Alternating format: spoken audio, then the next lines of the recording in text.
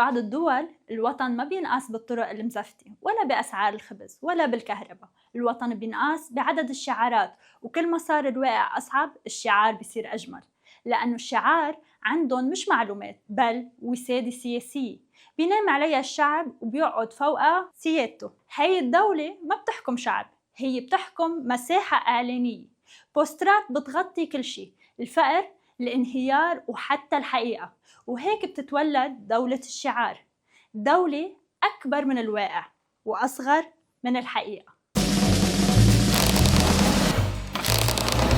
بآخر سنوات الاتحاد السوفيتي البلد كانت عم تمشي على حافة الانهيار الاقتصادي، المصانع متوقفة، السلع ناقصة، المخازن فاضية، بس التلفزيون كان أكتر مكان مزدهر بالعالم، كل يوم شعار جديد، الإنتاج بيتضاعف، الشعب أقوى، النظام منتصر، والشعب واقف بالسوق فاضي عم يقول لحاله يا ترى أنا عايش بالغلط ولا النشرة عايشة بالغلط؟ كانت دولة الشعار بتشتغل بكامل طاقتها حتى نهار الاتحاد، وبقت الشعارات وحدة معلقة بلا جمهور.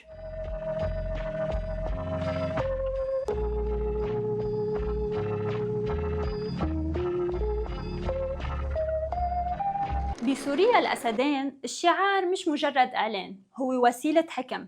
لما انهارت الليرة ظهر شعار ليرتنا عزتنا، ولما غابت الكهرباء ظهر الطاقة نحو مستقبل مشرق. لما صار المواطن بينطر ساعات للخبز اللافتة قالت الأمن الغذائي خط أحمر، وبينما المواطن عم يفتح تلاجته فاضي.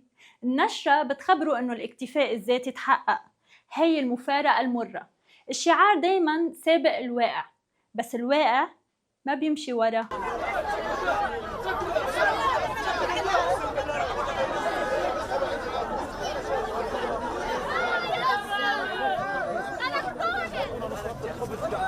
بليبيا القذافي اخترع نسخة فريدة من دولة الشعار، مش بس لافتات بل كتاب كامل اسمه الكتاب الأخضر. كانوا يقولوا الديمقراطية المباشرة تحققت، الجماهير تحكم نفسها، العظمة والثورة إلى الأبد، بينما على الأرض لا اقتصاد ولا مؤسسات ولا إعلام مستقل ولا أي شيء بيشبه الدولة.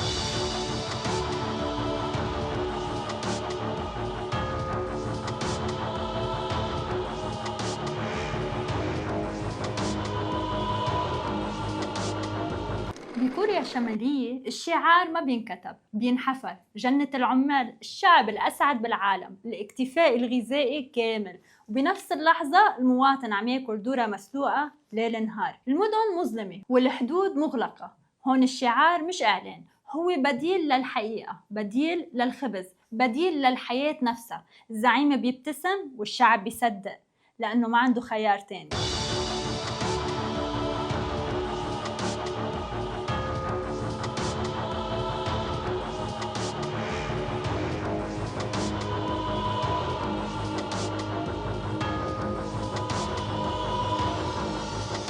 دولة الشعار دايما بتبين قوية بس من بعيد، كل ما كبرت اللافتة صغر الواقع، وكل ما صار الشعار أضخم صارت الدولة أضعف. وبالنهاية الناس ما بتعيش بالبوسترات، الشعارات ما بتدفي البردان ولا بتطعم الجوعان ولا بترفع الكهرباء.